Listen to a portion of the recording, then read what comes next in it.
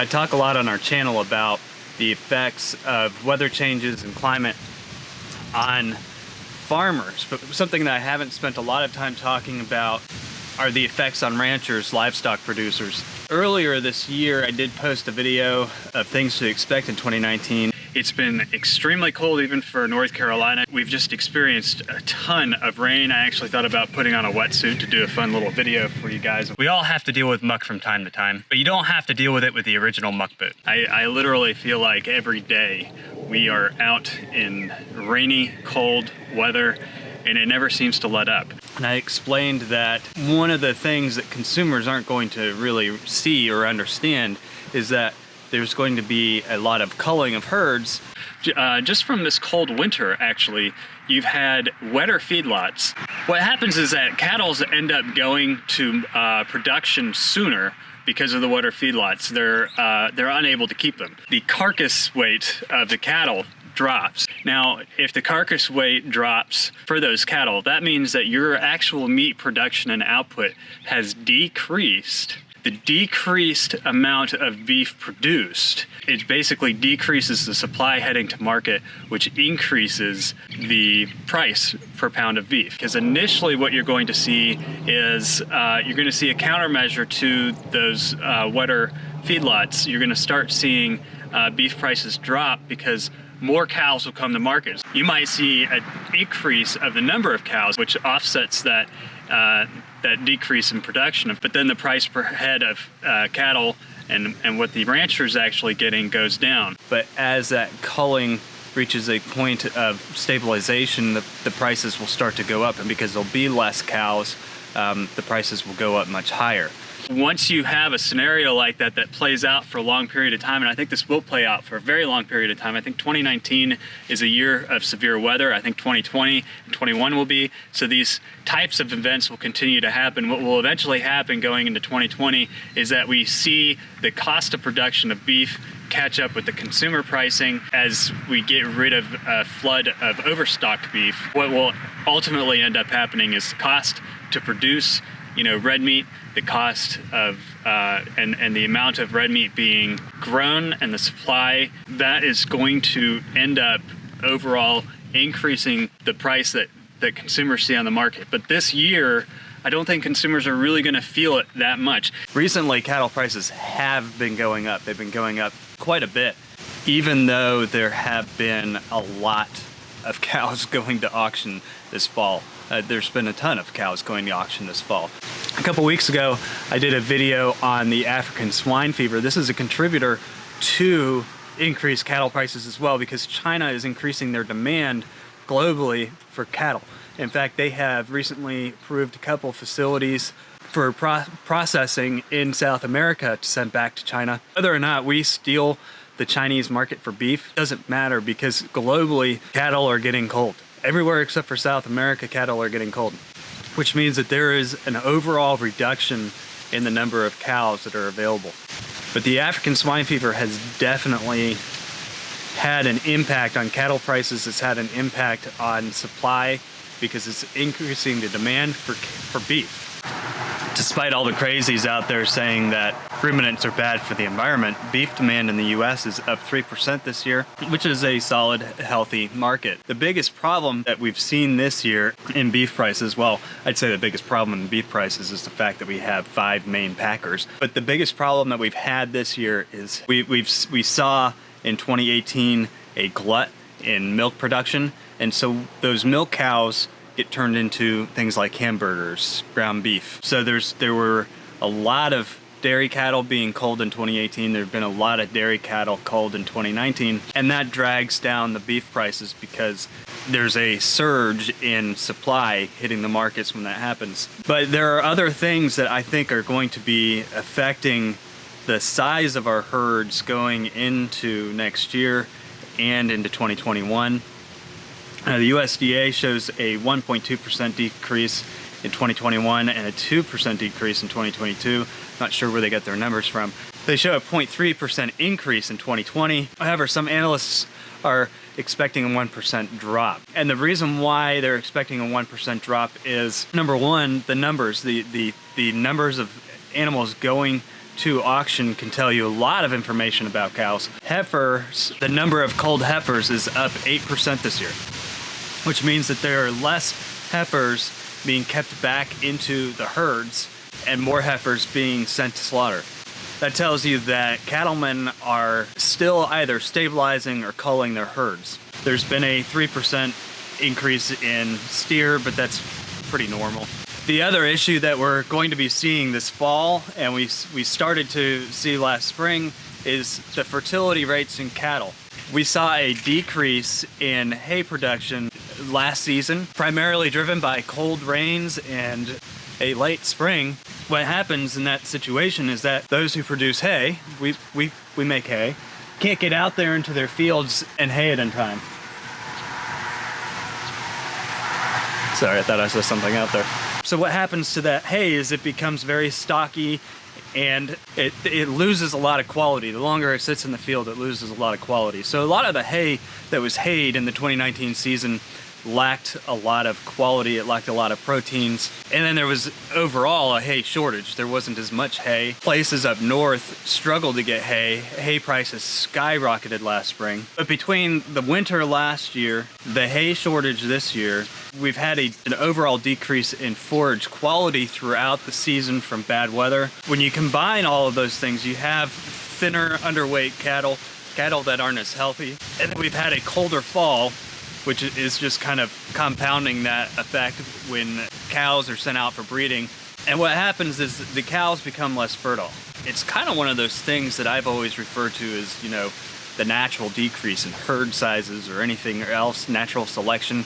As a species is in stress or in a stressful environment, it doesn't reproduce as much. And that's pretty much what we're going to be seeing now with our herd sizes, is that they're facing fertility problems. We've seen fertility problems in Ireland, and it also creates health problems for the herds, because if they're not getting the proper amount of forage, if they're not getting the proper amount of feed, if the fields that they're grazing in are low in quality, their health is going to be less quality, which is going to affect things like diseases, TB in whales. So we're seeing a much more dramatic effect now on our herd sizes, not just from things like the culling of dairy cattle from too much milk, but now from the natural culling of the animals through changes in our weather patterns, changes in forage availability, changes in food supply.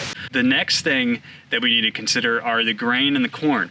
Corn, even down south here, it's been so wet that in some places corn plantings are about 2 months behind. So right now this year we're going to start seeing decrease in corn and wheat production, and that's going to increase and inflate those prices. How that affects the beef market is actually fairly interesting.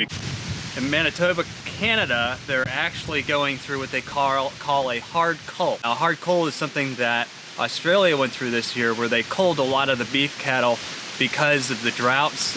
They couldn't feed their cattle. If you read the news, millions of kangaroos are dying because there's not enough vegetation to survive off of. So they've stopped the man-made culling of kangaroos in Australia to try and help the population. But Australia's been in a bad situation for quite some time, and they've had to cull a lot of their beef cattle.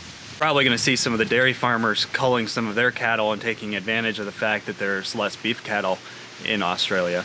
But in Manitoba, Canada, they're doing a hard cull as well. And the reason why they're doing a hard cull there is because of the lack of feed. They don't have enough feed. There's been, just as you know, throughout the Midwest and the upper plains, there have been a lot of problems with weather, flooding, early snows, early freezes. Well, when you get up into Canada, it's even worse. And so it's dramatically affected their feed supply. So they're going through a hard cull process to reduce the herds. If they can't feed them, that's the easiest way to solve the problem. So the culling of herds has not stopped. But what we've started to see is a natural reduction in herd size as well, just from the simple fact that the animals are stressed with not enough forage and their fertility rates are dropping. So going into 2020, what we're probably going to see are much smaller herd sizes. We're not going to see anything back in the US to what we saw in 2012 when they really culled back the size of our herds.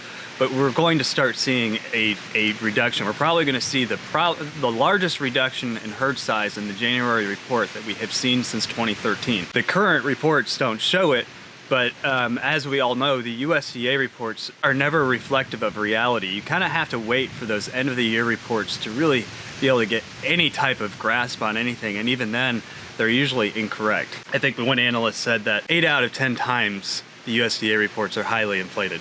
But even with the continued culling of herds, I think that the overall global population of cattle, the reduction in the overall population of cattle over the past year, is going to help stabilize the cattle prices a bit, because producers, packers, and buyers of meat for long-term storage products all are looking at the cattle market and assessing, what the future holds. And so you're going to have more buyers who are creating canned goods take advantage of the meat market now. They're making longer-term products that have longer-term shelf lives and go ahead and acquire that meat, because in 2020 the prices will go up substantially higher.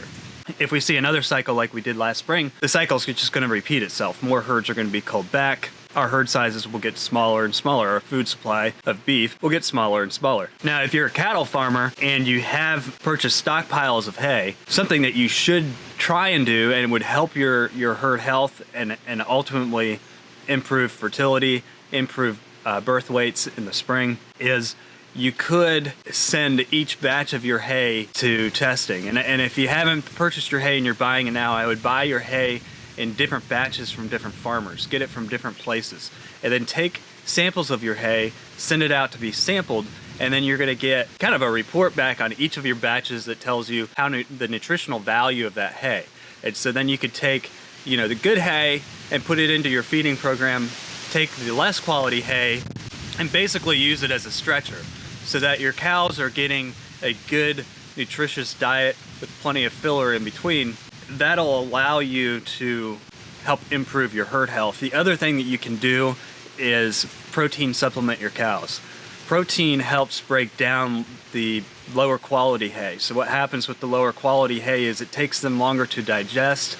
It sits in their fourth stomach longer, but protein helps speed that process along. It helps them break down that food faster and get it through their system so they can consume more food.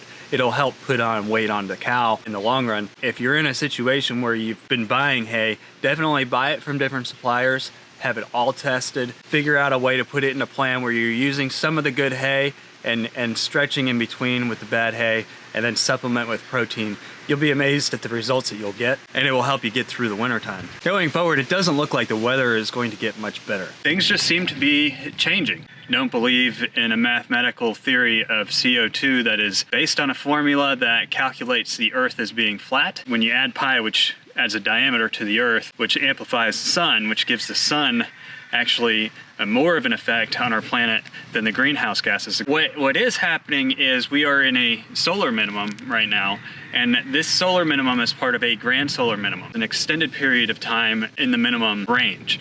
And it's something that we're starting to see now, and it's something that I think you can expect to see going into 2019 and continue to worsen as we head towards 2025. I just had a snowflake.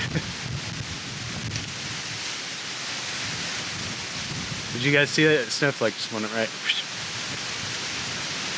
We might have a year or two of fairly decent weather, but then it seems like the new trend is going to be colder falls, later springs, periods of drought, periods of wetness. So hay farmers are going to have to figure out ways to get out there and cut the hay sooner, which isn't always possible. I can tell you that for us, we couldn't get out there and cut the hay for quite some time. By the time we got out there and cut our hay this year, I actually did a video, called it Hay Wars. It was such a pain in the butt to cut the hay this year.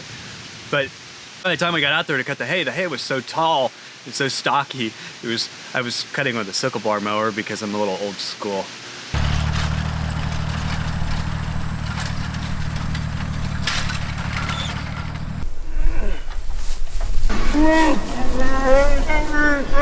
All right, don't lose your temper. I'll come right back with your hand. Anyway, but by the time I got out there, the hay was so stocky, it was clogging the sickle bar mower. When I put it in windrows, the hay was so tall and thick and fluffy, I had to re-tether the whole thing back out, which turned out to be a godsend because I lost my wallet out there somewhere. I went out and raked the field with my wallet in my back pocket. And I ran out of gas, went to go to the store and couldn't find my wallet. Went back and checked the video. Sure enough, rear shot of me getting onto the tractor shows wallet present.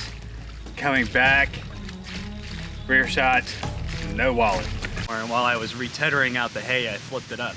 I'm missing that.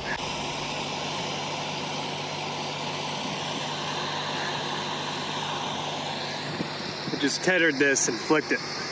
The hay was bad. It was bad. I didn't even bother haying the field that's behind me. That field right there is another example, though, of the difference in grass that we're getting now, the changes in forage.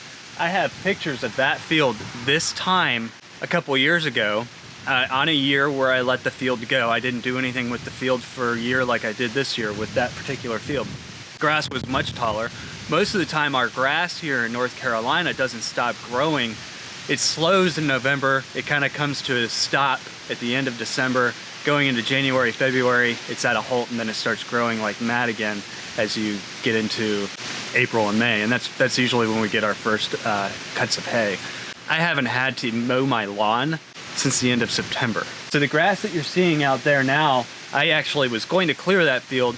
I had a feeling that our grass was going to prematurely stop growing based on the growth rates that I was seeing at the end of September. And so I left that field out there for the horses. There's plenty of grass. There's a little bit of weeds that I wanted to clear out of it, but it has plenty of grass that's stockpiled, but it doesn't look anything like it did a couple years ago. And this has everything to do with colder weather. The grass is slowing down its growth earlier. When we talk about these feed problems for livestock, and we look at the corn over the past year, we look at soybeans, we look at silage. Silage is a good filler for cows, but it's not going to give them the nutritional content that they need to actually put on weight. Silage is just filler. It doesn't do anything for them. When we look at what we have to feed these cows, it's causing a problem for cattlemen and ranchers all over the country, all over the world. They are reducing the size of their herd. It's in the numbers, an 8% increase in heifers being culled. Heifers are no longer being used for replacement cows, no longer being thrown into herds to help grow herd sizes. So we're definitely entering a period of time where for cattle ranchers, for the cattle market, we've got a lot of headwinds to face. And ultimately what that's going to do is it's going to stabilize prices. It's going to push the prices higher up at the auctions, which is going to push the prices higher for consumers. Now, luckily you could always go to Burger King and grab an Impossible Burger, which is pretty disgusting. I'm going to do another video on that tomorrow. But these are challenges that we've been facing. I did a video earlier this year, in January 2019, explaining what was going to happen throughout the year. It's happening. It's continuing to happen. Prices have stabilized. They're moving higher. They're going to continue to move higher into 2020. The USDA is already projecting a decrease, and I don't know what their reason is for 2021 and 2022, but I think that we're going to see a decrease in 2020, and I think that 2019 is going to see a decrease. It's not a stable market. There's actually going to be a decrease in the size of our cattle herds. And that's why you're seeing now, for 3 weeks, prices go up. They're stabilizing, they're moving higher, irregardless of the fact that it's fall, and a lot of feeder cattle are hitting the market. Between African swine fever, the culling in Australia, the culling in Canada, and we definitely, by the numbers, have been culling in the United States as well. Cattle prices are going higher. You can count on it.